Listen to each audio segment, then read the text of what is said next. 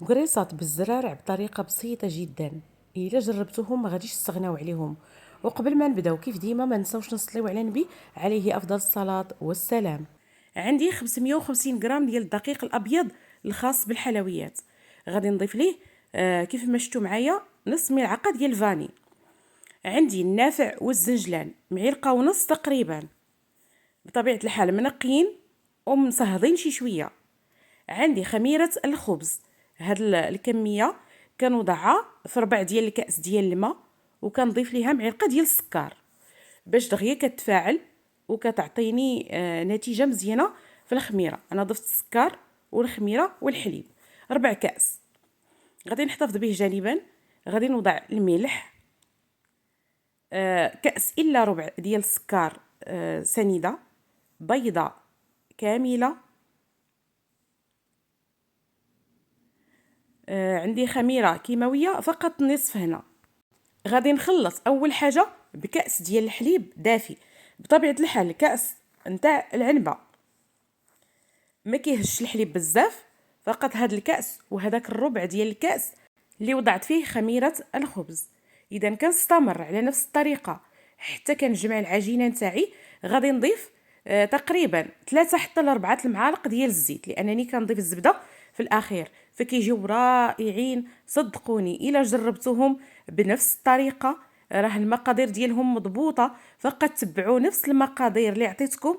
بطبيعه الحال الدقيق راه نتوما عينكم ميزانكم كتشوفوا الدقيق نتاعكم كيفاش داير، ولكن هادو هما المقادير كنديرهم مضبوطين وكيخرجوا القريصات كيف ما غادي تشوفوا معايا من اروع ما يكون. اذا كنستمر على هاد الطريقه اللي كتشوفوا معايا حتى كنعجن العجينه ديالي. العجينه ضروري ضروري كيف ما غتشوفوا معايا كتكون خفيفه، باش ما كانت خفيفه راه كتعطيكم نتيجه مزيانه. وهنا كيف ما كتشوفوا معايا راني سرعت المقطع ولكن ما بغيتش نمسحو. الا شفتوا العجينه ديالكم جاريه بزاف فلا باس انكم توضعوا شويه ديال الدقيق. كيف شفتوا معايا ضروري ما تكون كتلصق باليدين باش تعطيكم نتيجه مزيانه. من بعد في هذه المرحله غادي نجيب معلقه ونص تقريبا ديال الزبده بحراره المطبخ. ضروري تخرجوها قبل وتخليوها على جنب باش تدخل لكم بسرعه لهداك العجينه. راه هاد الزبده هي اللي كتخلي لكم البريوش او كتخلي لكم القريصات او اي مخبوزات كيبقاو رطبين من بعد ما كيقصحوش لكم. حتى الا وضعتوهم في المجمد وخرجتوهم كيكونوا بحال يلاه طيبتوهم. صدقوني كيجيو رائعين جدا. كنبقى كنعجن العجينه وكندخل ليها هذيك الزبده بيديا مزيان حتى كنحصل على عجينه اللي ممكن تجمع بيديا وفي نفس الوقت كتكون كتلتصق شويه باليدين. من بعد في هذه المرحله شوفوا معايا كتبان لكم بحال جاريه، يعني تقدروا تقولوا بانها ما يمكنش تجمع، ولكن شوفوا معايا للامانه فهي كتصبح بهذا الشكل كتجمع بهذيك الزبده. غادي نغطيها بلاستيك غذائي ونخليها شوفوا معايا حتى كيتضاعف الحجم ديالها. شوفوا في الاول كيفاش وضعتها وشوفوا من بعد كيفاش كترجع. غادي نحطها على سطح العمل ونفرغ هذاك الهواء الموجود في العجينه كامله بالشكل اللي كتشوفوا معايا. غادي نقطعهم الكويرات كيف ما دائما، كويرات اللي متساويه الحجم. انا فضلت هنا باش نوضعهم بواحد الشكل صغير يجيوني احسن من انهم يكونوا شويه كبار. كيف شفتوا معايا فقط القدر اللي كتقطع لكم اليد نتاعكم كتخرج كميه كبيره ما شاء الله. الفطور ديال العيد، الفطور ثاني عيد، حضروهم بعينيكم مغمضين كيجيو ولا اروع.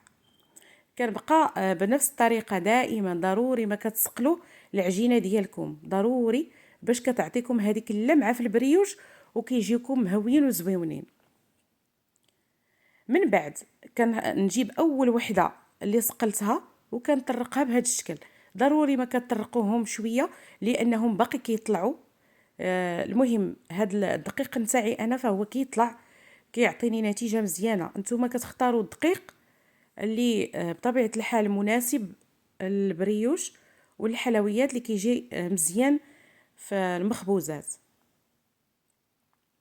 غادي نستمر على نفس الطريقه حتى كنسالي الكميه اللي عندي كاملها. شوفوا معايا وانتم كتطرقوهم من بعد ما كيجلسوا وكيخمروا، فكتولي العجينه عاديه، يعني كتحكموا فيها وكتكون رائعه. شوفوا معايا ما شاء الله، من بعد ما طرقتهم راه من الشكل ديال الطاوه غادي يبان لكم الحجم نتاعهم. من بعد غادي نجيب صفار ديال البيضه، غادي نوضع فيه قليل من الخل والحليب والفاني، قطرات فقط. من الافضل يبقى هكاك ثقيل واصفر لونه باش يتحمروا لكم الكريسات نتاعكم ويجيو اللون نتاعهم رائع جدا. شوفوا معايا كيفاش كدهنوا الكريسات من الفوق من الجوانب، باش حتى الجوانب كي يشدوا نفس اللون ديال الكريسات كاملهم. كنستمر على هذه الطريقه كيف شفتوا معايا حتى كنسالي الكميه اللي عندي كامله. فهي عطاتني زوج ديال الطاوات.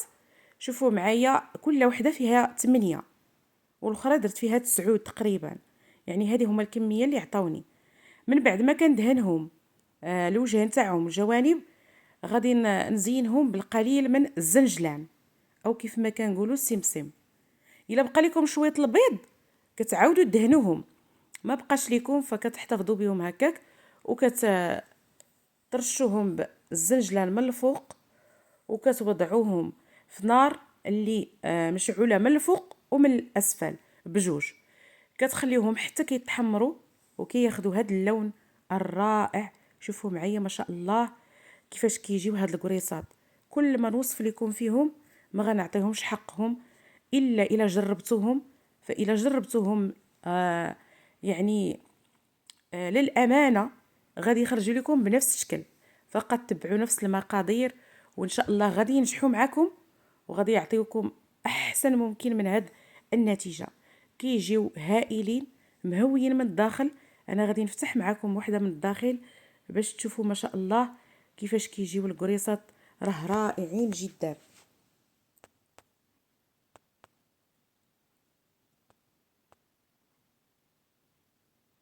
شوفوا معايا ما شاء الله الجوانب نتاعهم اللور نتاعهم كيفاش كله مهوي ومن الداخل. انا غادي نفتحها معكم باش تشوفوا للامانه نتاع الفيديو، فكيجيو هائلين جدا.